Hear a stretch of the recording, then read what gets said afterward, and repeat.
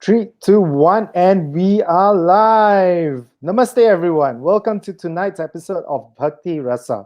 The Hindu Youth Network, established under the Hindu Endowments Board, has put together a string of digital events in conjunction with the Navaratri festival. For the next 60 minutes, we will bring you an insightful discussion on this topic. And today's topic is a very, very critical one. We are going to talk about Mother Kali, right? And this is a topic that most people are scared of doing. Most people have not understood. And she's the most mysterious and misunderstood mother that we have. So I am Shiva, the founder of SgHindu, and Hinduism has its roots in Singapore, if you don't believe it, for the 7th century.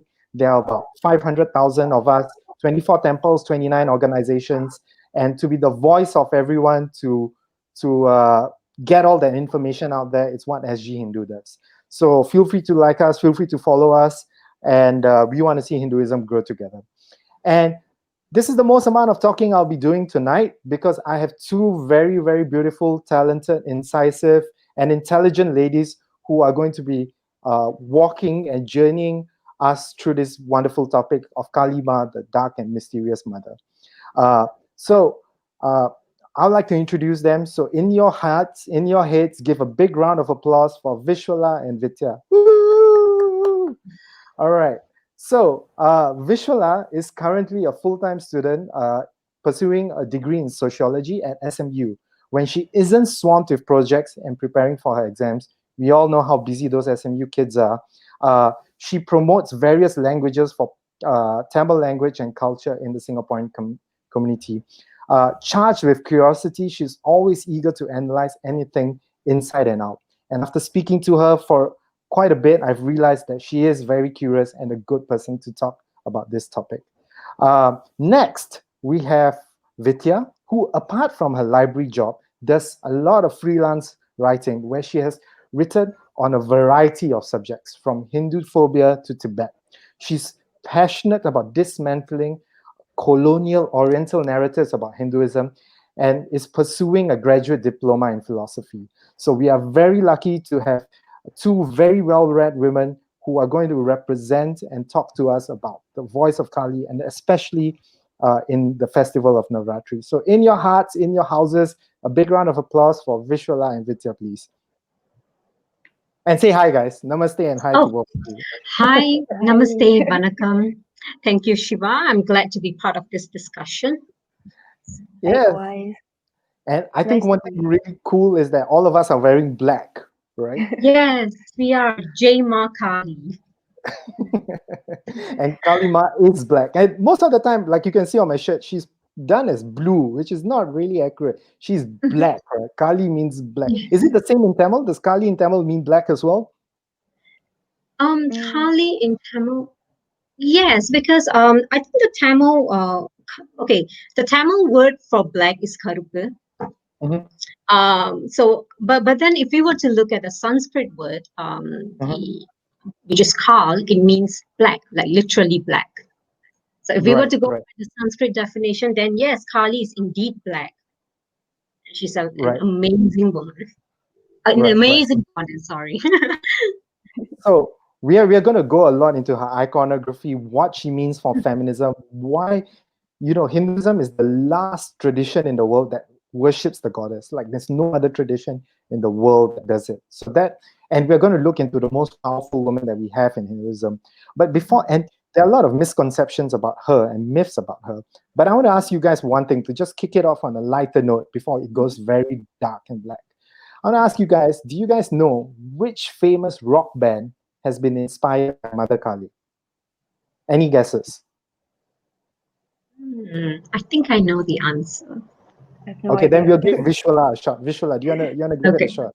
I have no idea. I don't really listen to rock in the first place. I think it's a thing for people my generation and more pop people, but I can't make any guesses, to be honest. Have you? Okay, let's try one clue. Have you seen rock band logo with a tongue sticking out? Oh, okay. Rolling Stones? Perfect. All right, we should have got it on the first try. Vika, was that what you're thinking about as well?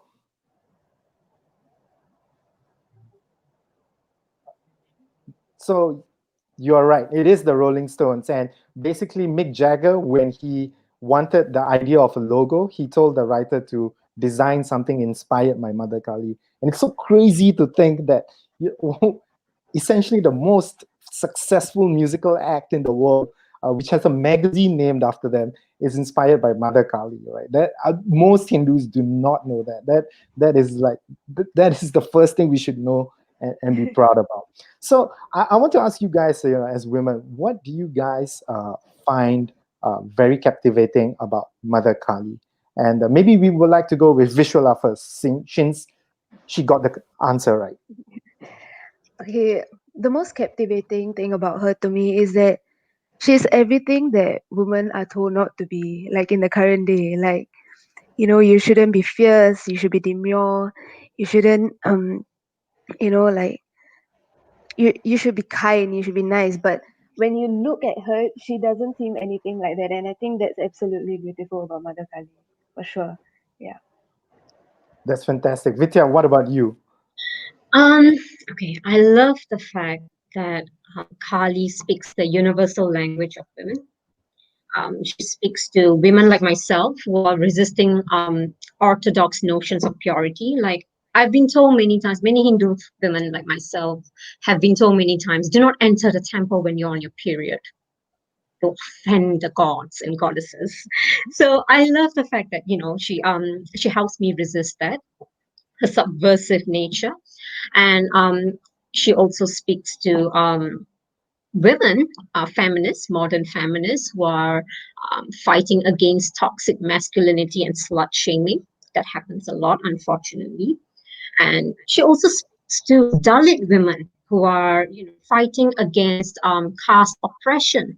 In fact, the phenomenal Dalit revolutionary, Pulan Devi, she was inspired by Kali. Her revolutionary cry was Jai Ma Kali.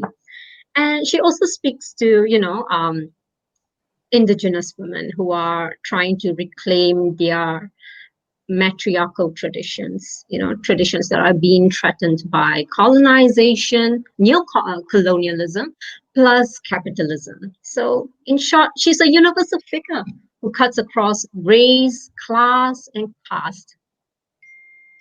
Absolutely, absolutely. And I Mhm. think there's a very nice quote by Ramakrishna. I think that the Mhm. quote is something like, from far when you're looking at Mother Kali, you think she's black, but when you get close to her, it's merely a reflection of what is in your heart.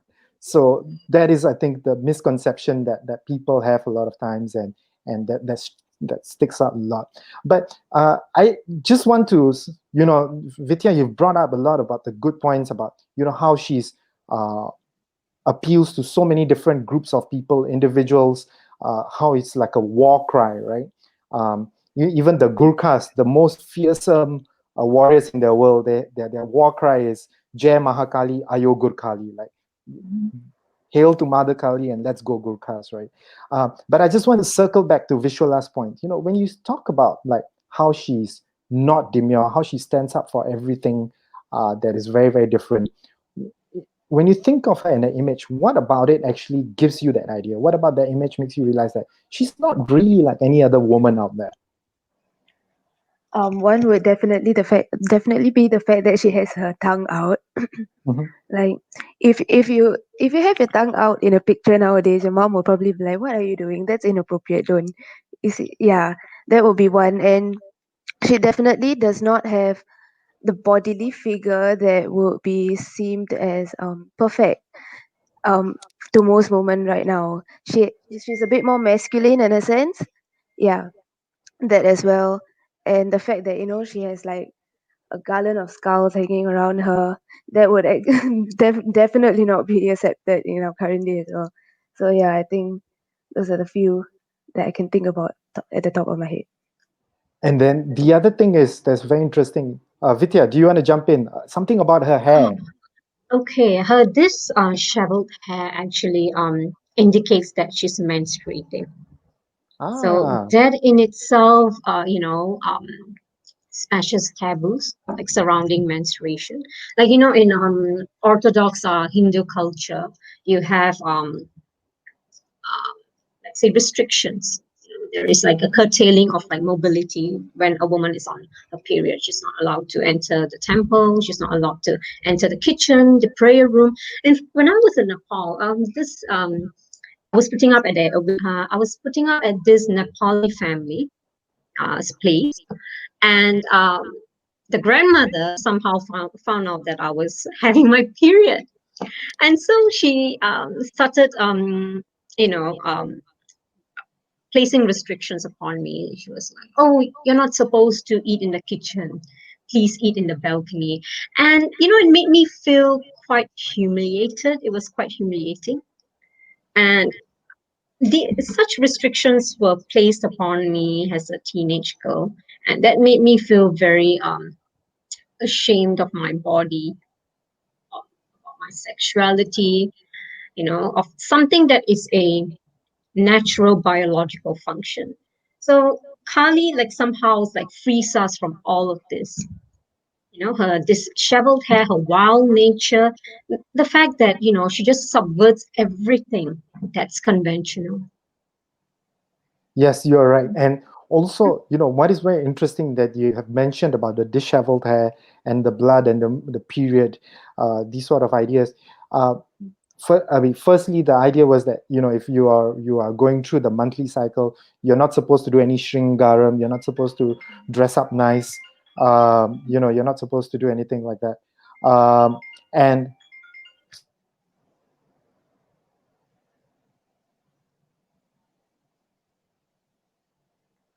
sorry, the phone just decided to ring at a very inopportune time.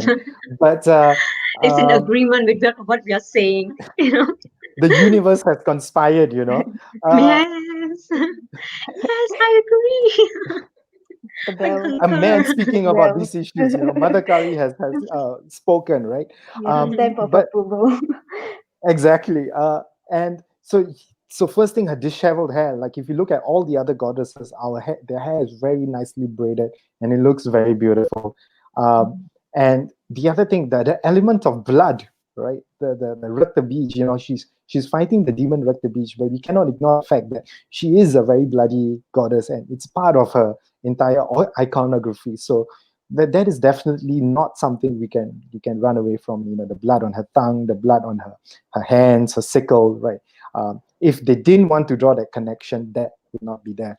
And Vidya, you pointed out very nicely that there's so much modernity in Mother Kali, but actually she's such an old goddess. Like she's 600, considered 600 AD or something like that, right? So She's have sorry, Shiva.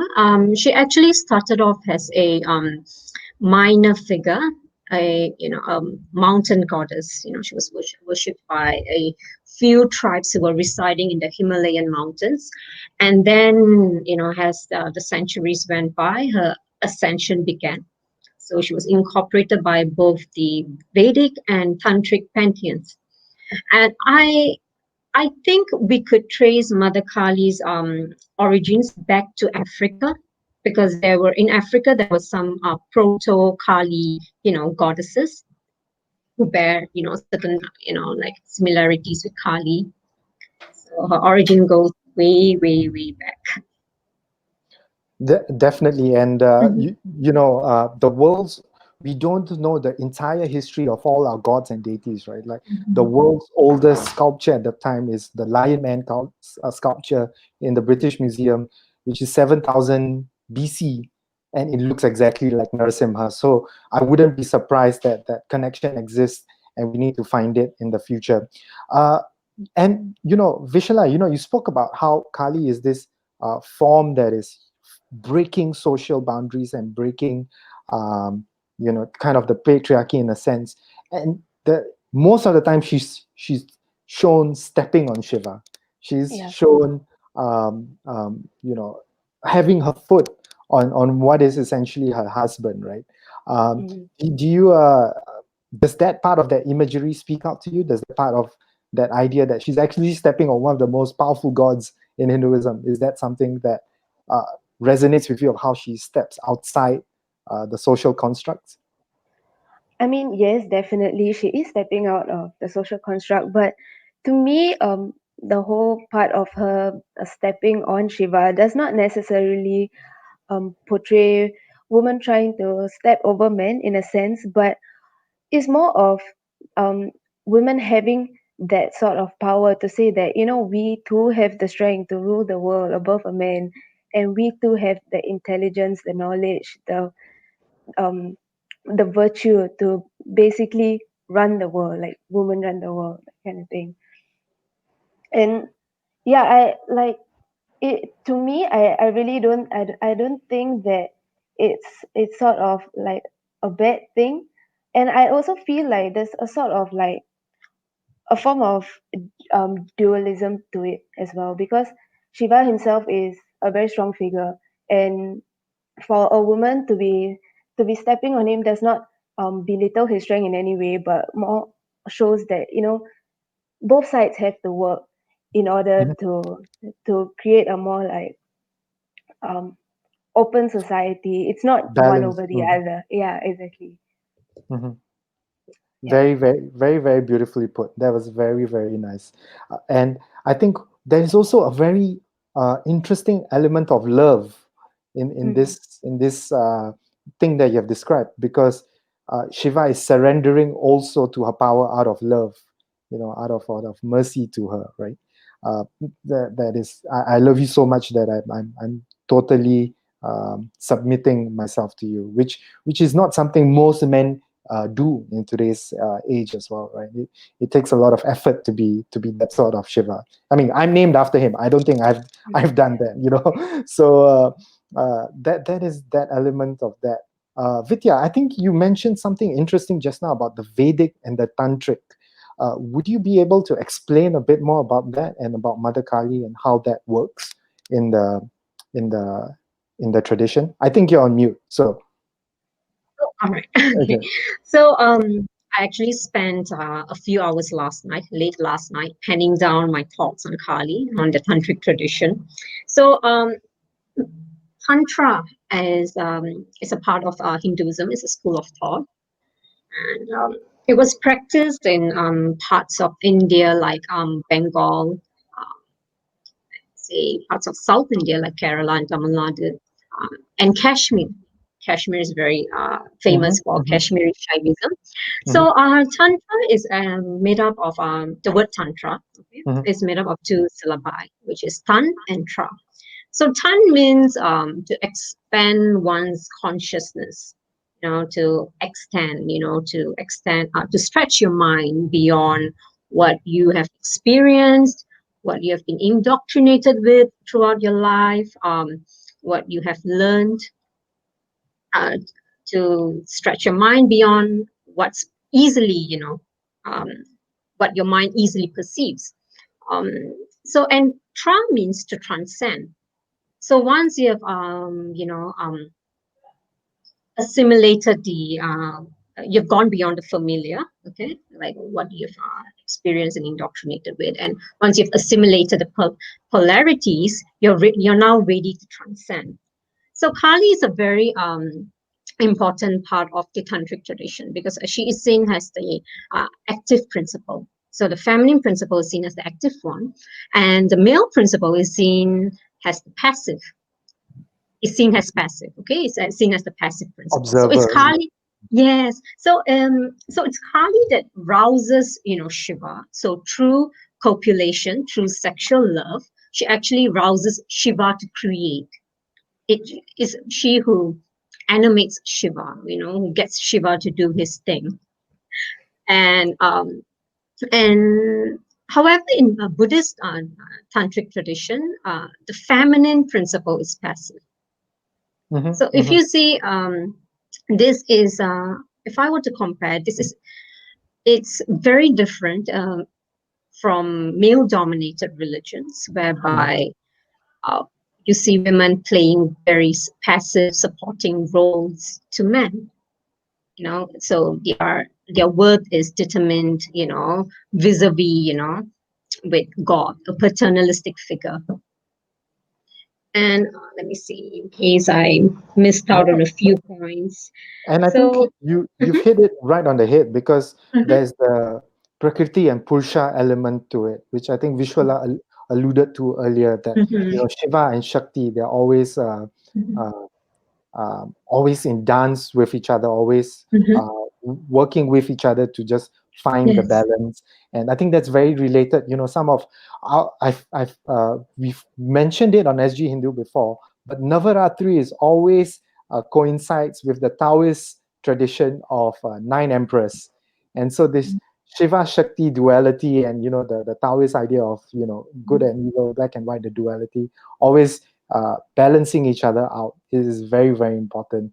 And so now the question, we've talked a lot about the theory of it, but I want to ask for you guys, as in your experience as women, because both of you have said that Kali is such an inspirational figure.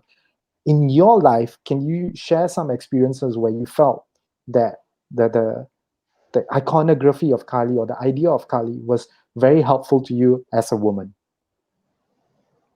Feel free to Vishwala, would you like to take that first? I think I'll go first. I think many Indian women like myself can nitpick on the little things that would annoy them, like every day, like when your mom says, "Don't sit like that," sit like a lady, cross your legs. When when you want to do something and then you're being told that you shouldn't be doing this as a girl, or you shouldn't be talking like that as a girl, like keep your voice down, and so on and so forth. So I feel like um something that Kali really helps women to be is free. Basically, she embodies freedom in every way. Basically, run wild, do what you want, in terms of your sexuality, or anything that you stand for, basically. And that's what a lot of feminists look to today, right? Which I find is very interesting, because if we had this ideology way back, like God knows how many years ago, like why are we trying to be that now? I mean, we can, a lot of the explanation goes to colonialism, and how our ideologies have been changed over the years, because when the British took over, so and so. But yeah, I think that's why I idolize her a lot, because uh, a lot of people say in order to understand the present and the future and to change things, first you have to understand the past. And I think that's exactly what she helps with, to give women a direction on how you can be the best self, or how you can show your strength in the most divine way possible. Yeah. Vidya, over to you.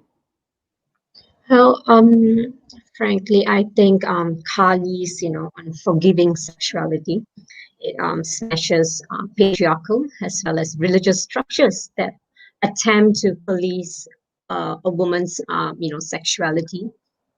That sees women who deviate from the norm as threatening, and who and which seeks to punish such women. So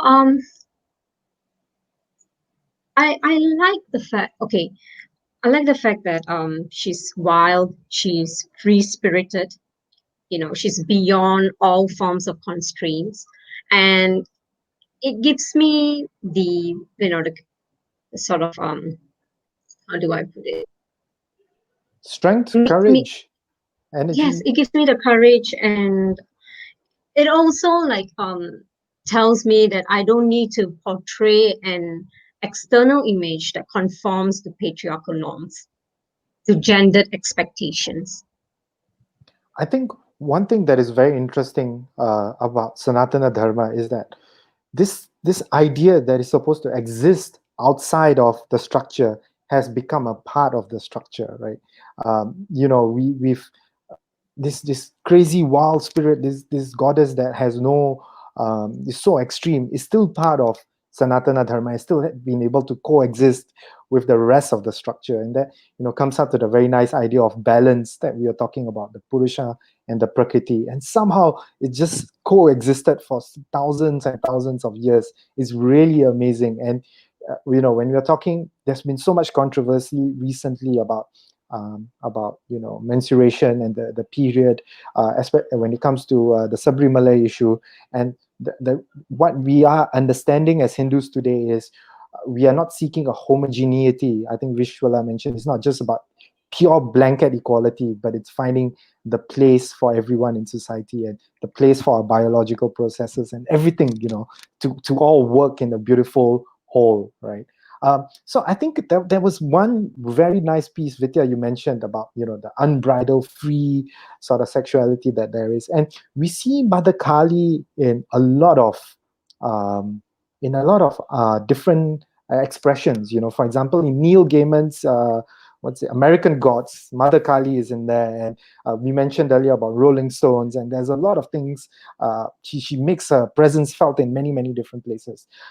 So what do you guys think is like one of the biggest misconceptions people have about Mother Kali? Whether you've seen it in art, whether you've heard it from your friends, family, schoolmates, what have you guys experienced? I think I can start off with that one. I feel like one of the biggest misconceptions, even myself, I had when I was younger, was that she's like a goddess of death. Basically, she's like out to kill anyone or punish anyone who's into evil, who does evil, which is really not what she stands for. I think a lot of people may or may not know this, but what she really portrays is more of she's trying to remove the body from the soul. Basically, the fact that um, hum- our souls taking on the bodily form, the physical form, is usually what gives us our ego. And that is what she's trying to remove away from us. And a lot of us do not know that because she seems scary and she's, like she's holding a head or she has a garland of skulls. But like, that's the whole fact that she's holding a bloody head or has a garland of skulls is basically trying to show that she's removing the bodily form from our soul and in turn just making us the purest form possible without banishing ego and everything else. Yeah. Fantastic. Shiva, okay, no doubt all of us, we find that, scary and unsettling. But the fact that she's seen as just because, she's a goddess of death, she's seen as, as a bloodthirsty demoness, I think that has its origins in colonialism, because the Western civilization, what it did is that what it was uncomfortable with, the darker elements such as death and destruction, they relegated it to the world of evil, to the world of the devil. So to them, like, God is just a creator. He does not participate in destruction. However, for us Hindus, both, destruction plus creation inextricably intertwined. There's no separation between the two. And because to us, life feeds on death and vice versa. And we're so at ease with, with the as in the Hindu practitioners, the yogis, they were at ease with the idea of that, because that is something that's inevitable. All of us will go through it someday. And another thing I would like to point out is that Kali is usually placed in a cemetery. Okay, that's in the Tantric tradition. She's placed in a cemetery because that is where we confront death and temporality. And so you will have those Tantric yogis meditating on, upon Kali in a cemetery, so that they can overcome the complex of, the fear of that and also other complexes. And it's so crazy to think about that one word, Kali, Kala. It's all put up so beautifully in Mother Kali, right? It's time is the killer of all things, right? Like no one is immortal. No one, like civilizations come and fall. You can go to the Roman Colosseum. They were the greatest thing. We think in Singapore we are the greatest thing.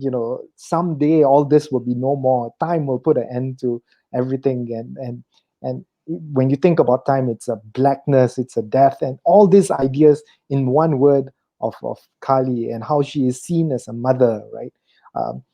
It's so interesting that Mother Kali could have been depicted in another way, but the idea of a mother, that even in a maternal instinct, it's what causes so much anger and so much aggressiveness, right? I've had one idea where a Christian lady approached me, and she said that I brought her on a tour of the temple, and she saw the imagery of Mother Kali, and she pointed to it and said, "Oh, I've seen that lady in my dreams." And she said, "Oh, she didn't say dreams. She said, I've seen that lady in my nightmares." And I had to explain whatever Vidya you have just explained to me about how um, it's not it's not just creation, it's destruction as well. Goddesses are a part of that. um, and I tried to explain to her, but she still didn't get it. And there's a very interesting idea here as well about time, because Hindus, we see time as circular. We see time as billions of years. The kalas are coming and going, and what has happened before will happen again. While most other religions, most other Western and Abrahamic traditions see time as linear. So there's a start, there's a prophet, there's the end times, salvation, boom, done. But Hindus do not see this, and it's a and all these ideas, I think, are very, very connected to each other in your approach to the world. So I tried to talk to this lady about it, but she saw some of it, but she still couldn't understand how a mother could be so scary. So that is something that is very stuck in our ideas and about this. So I think, since you're under ideas of misconceptions, and Vishwala, from your generation, everyone wants to live the thug life. So would you be able to draw a connection between Mother Kali and the thug life? I think the most obvious connection will be basically how she's portrayed, right? She's fierce and she's holding a machete, I think. Nice. Yeah. and and that's what every thug would want, to be feared, to have that power, that strength, and that's exactly what she shows and she portrays, which is, I think, pretty much why, a lot of thugs worship her. Yeah. Perfect. So actually, there's a factual historical connection to this. Uh, the thugs were actually a 1800 sect in India, which consisted even both of Muslims and Hindus, who all worshipped Mother Kali and who would sacrifice to Mother Kali. And when the British came to India, these guys made life hell for the British, because they would essentially steal a soldier, steal a kid, steal anyone from the British and sacrifice them to Mother Kali. And because it was a type of guerrilla warfare, the British didn't know what to do with them, and they became the most reprehensible enemy of the British state. So that's how the word "he's such a thug" came to life. And from that word thug, it became thuggish, thug life, and that's how Mother Kali inspired the thug life. So well done on that. The connection of the sickle and the machete was right on point. It's really, really nice. But when Sorry, Shiva. Mhm. Let me. The colonizers, what they did was to they also, whatever unruly elements that Indian society possessed, they try to tie it into Hinduism. Thus, proving that India is a backward country, and therefore it should be colonized, and it should be modernized. It should be civilized, basically. And this still persists, like in this day and age, when you see a white man committing school shootings, you'll attribute it to the lone wolf syndrome.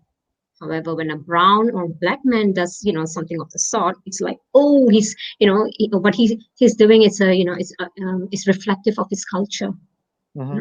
He's acting, based upon, his religious or cultural beliefs. It's inherent in the culture to be so and so.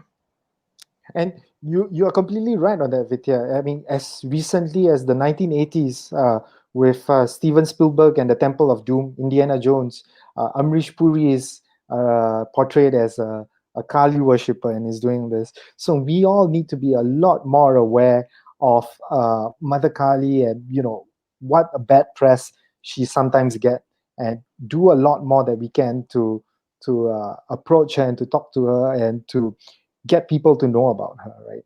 That is a very interesting thing that we need to do. I think Vidya, you brought on a very nice point about the global element of Mother Kali, and Vishula, I think I'm just going to play with a game with you guys. So, Okay. true or false, right? Um, is there a Kali Chinese temple in the world? Thinking through. Vidya, what do you think? Think it's a yes. And is it in Calcutta? Spot on, spot on. Well done to both. You guys are getting into the hang of it. So Mhm. actually, these guys, there's a Kali Chinese temple in Calcutta, and they actually serve noodles to Mother Kali as prasad. So I think hopefully one day, it's my dream as SgHindu, we could get the priest down to come to Singapore to talk to a Chinese community and show that, what, Mother Kali is an international figure. Another question: is there a Kali worship in Europe? So Kali worship from historical times in Europe. Do you think there is? Yes or no? True or false? I think yes as well. Where do you think he is? What is going on? Guess. Where? Mm, Think Throughout not so names of sure. countries. Okay. in Europe, there's like Germany, France, Italy. But there's so many So countries, but I can't point. Italy. Okay, we have Italy one. Close, Vidya, quite close. Vishwala, what's So your guess? I'm thinking Germany. Germany, very close. So you guys actually mhm. have triangulated the actual country. In France, in the south of Oh, France, there is a church, Saint Marie de la Serra, which academics think is connected to Mother Kali because there's no such Catholic saint, and it's rumored that the Gypsies and Romanis who have their roots in India from thousands of years ago have actually, and she's portrayed as a black saint and a black sort of nun. And the academics rumor that she's actually a representation of Mother Kali after so many, many years ago. So it's so crazy how on the sly, and I think Vidya, you mentioned about the subaltern, Mother Kali has Yes, quite spread, through her world and through truly. into all of our consciousness, right? So I just wanted to ask you guys, since we're on the topic of Mother Kali globally and internationally, since we always think of her as a Indian idea or Indian woman, have you guys seen? Is she inspiring people internationally? Is she inspiring the feminist movement and women internationally?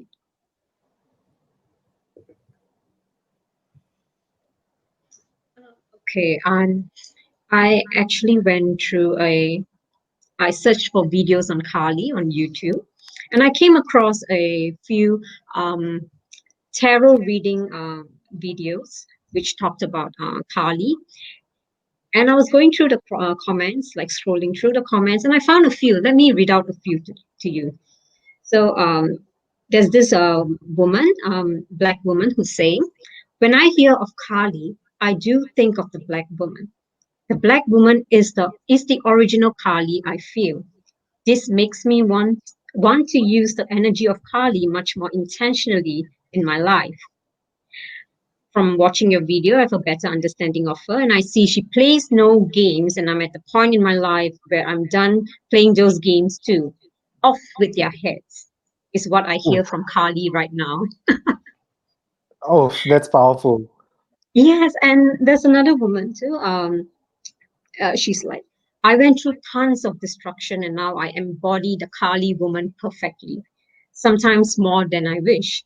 But people know not to mess with me, and they know if I like or don't like them without me having to say a word." Oof. Yeah. And, So this mhm. and you also have mentioned about how Kali inspired a whole bunch of yoginis, right? A whole bunch of female yogis in the past as well. Right. And Okay, if I'm not sure if you're able to see this image, let me show you. So this was taken by a French photographer. Can you see the image? Is it clear? It's a bit Are you guys? bright. Okay, it's a bit bright. All right. So it's a picture of a female of a yogini, um, who was wandering on the banks, along the banks of Varanasi, the Ganges River. And what was remarkable was that, okay, firstly, the picture was taken in the late 19th century. And back then, women, I think almost all over the world, especially in the West, they were not even allowed to pursue an education, a higher education. They were not allowed to step out of their homes without being accompanied by a man. And here you have a woman who's charting her own path to liberation. She has freed herself from the bounds of patriarchy. She's wandering alone, searching, for moksha. And to me, is I'm thinking, because a 19th century Indian woman, you would like imagine her to be. Oh yes, that's the picture. Is that the one? Yes. And when Awesome. was this picture taken? Late 19th century. Wow. So So you can see, look at her piercing eyes, that piercing stare. wow. That's crazy. And so That even looks like in the 19th century, there were already female ascetics and seers, and if she's the caption at the bottom is Aghori, so it's a female Aghori who's worshipping Mother Kali. That's crazy. Yes, it is indeed. So, because when I think of a 19th century woman, I think of one who's oppressed, who Docile. has to, yes, docile, who has to accommodate, who has to be accommodating, who's probably married off at a very young age, maybe say 10, 11. And here you see a woman, an Agorini, who has, broken, like smashed all conventions. And not only that is, she has decided to embark on a path that's primarily, undertaken by men only. That's true. That's true. Yeah, so the tantric, tradition has been very, very empowering and liberating for women. The path of Shaivism. In fact, in the 14, I think was it in medieval India? I think it was 12th century or something. I forgot the exact time range. The famous Shaivite Basava of Karnataka. He was the first to actually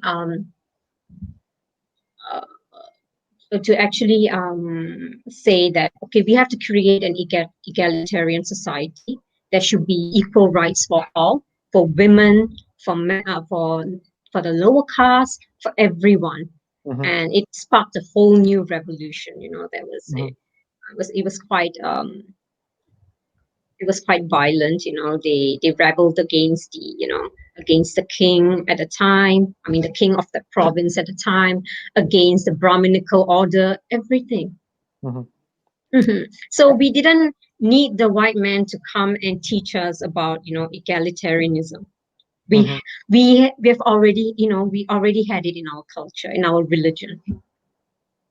I think I'll just chime in. I think it's also important to note like the number of matriarchal societies that Asia actually had in the past, and that actually changed, post colonialism.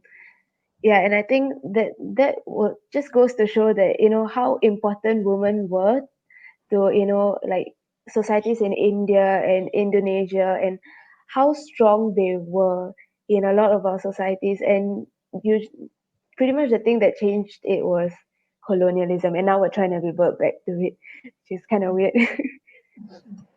Exactly, and Vishwala, that relates to our idea, the Hindu idea of time, right? And it's always circular, going round and round, and what happened before is happening again.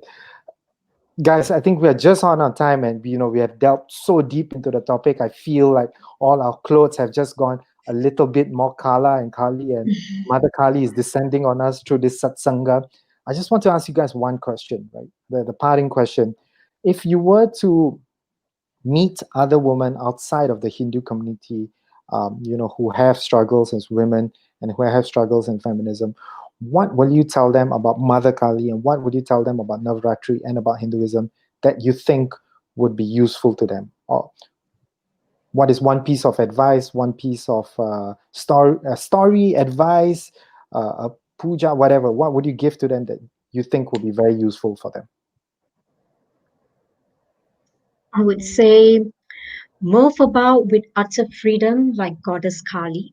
Do not be restricted by anything. Do not be encumbered by man, like literally man-made rules. That's what I would tell them. I think Vishwala? along the same lines as well. Um, in order to look at how we have to move forward to our future and understand the present, is very important to look at the past. And Kali was like the perfect example of how women should strive to be, um, be free of the men. Like just do what you want, basically. Thank you guys so much. And Thank you, Shiva. on that note, I think we have come to the end of today's conversation. So I would once again like to thank two embodiments of Devi and Aman, Vishwala and Vidya, for joining me today for this very controversial topic of Kali, the mysterious, misunderstood mother, and what she means for the women empowerment and feminism today. And in our previous podcast, we asked the question why God should be a woman, and in today's podcast, we have answered why we already have the perfect embodiment of that in Mother Kali. So thank you both once again, and stay tuned to the Hindu Youth Network for future podcasts. Thank you. Thank you.